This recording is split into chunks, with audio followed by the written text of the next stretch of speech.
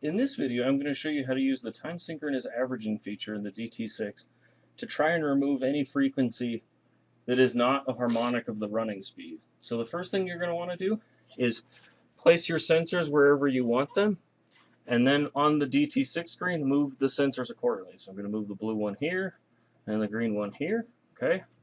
And then we'll just go to the modules and we'll press the time synchronous averaging button. If you don't see it, toggle this TTL thing because you have to have a TTL. It won't show it to you unless you tell it that you have one. So we'll go ahead and hit time synchronous averaging, and it'll pop up with this screen, which has a few settings for it. The first one is how long you want the final waveform to be. In this case, I think 1 second is fine. The longer this takes, it'll take significantly longer. So try not to make it too high, but I think 1 second is good for most things because it'll give you a 1 hertz final resolution or 60 RPM. The second category is the percentage of error you want it to reach. So what it's going to try and do is get rid of all the non-harmonics, and so when the change between one reading to the next is less than this percentage, that's when it'll stop. So I'll go ahead and put this at, like, let's see here, how about 2.5 percentage? And then lastly, it'll say how many maximum readings do you want to do. So if, for instance, it can't reach a change of less than 2.5% in a certain number of iterations, how many iterations do I want to give it?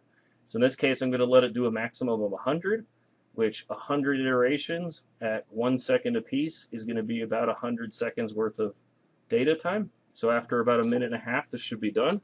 So I'll go ahead and turn on my motor now. Make sure that my tach is picking up the speed right here. And then once it's at full speed, I'll go ahead and hit accept, and it'll just automatically take all the data. Go ahead and accept. I'll pop open the screen here. It'll show you the current waveform right here in the blue, and the most recent waveform in the green here, and here's the corresponding at the peak based on the readings. Up in the corner, we can see where it's at right now. So far it's done 12 iterations, and this is the current threshold percentage. The percentage will sometimes go up and down because the noise from the next reading might make it slightly higher, but it will progressively work its way down. In just a second here, it should be over with. We're getting close. So I'll go ahead and come back once all of this is done, and I'll show you where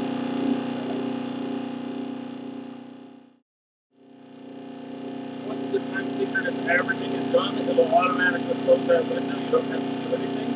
Then it'll pop back to this screen, and it'll ask if you want to recalculate phase. Go ahead and hit yes.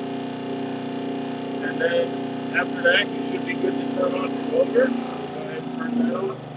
And then we'll go back to the acquire. And we can see we now have data at this location and this location, just like how we have it set up over here. And if we go to the analysis screen, we can look at the data for that.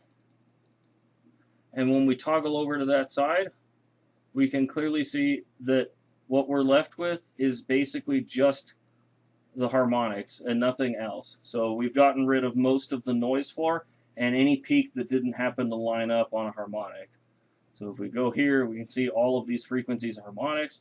So we can get a really good idea of how strong all of the harmonics are and how many of them we have if we have a high enough amount. So we'll go ahead and stop it here. I hope you can see that the time sync averaging is a good way of figuring out what the actual harmonics off of the shaft speed are and how big their relative amplitudes are without having to deal with any of the other frequencies that might be involved, especially if it's hard to tell what the shaft speed is. Thanks, and I hope this helps.